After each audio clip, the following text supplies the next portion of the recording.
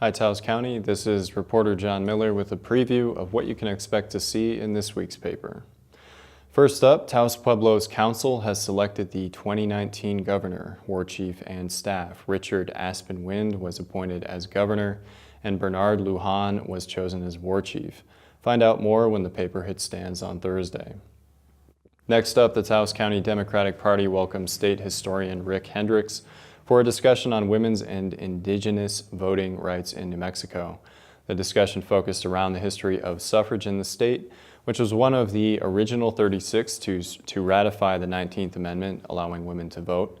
Native voters in New Mexico, however, had to wait until 1948 to vote in elections.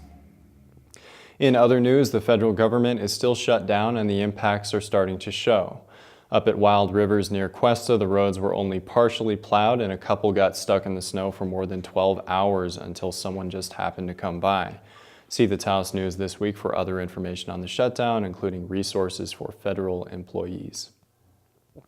In Tempo, our cover story sent freelance writer Laura Bulkin to the opening reception for the TCA's annual self-portrait show to get audience impressions, some of which may surprise you.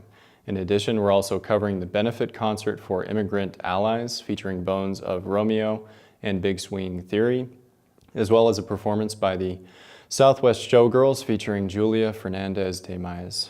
And with Martin Luther King Day coming up, we're also covering the performance of Oh Freedom, headlined by stellar singer Salman Lee. Of course, there's a lot more inside this week's Tempo, which you can see in the Thursday edition of the Taos News. In sports, the Don Diego slopestyle competition was held at Sipapu Ski and Summer Resort this past weekend. Saturday was open to all competitors capable of navigating the terrain park, while Sunday's competition was limited to USASA members. In lifestyles, good health is more than just getting your heart rate up and pumping some iron. It involves mental and emotional wellness too.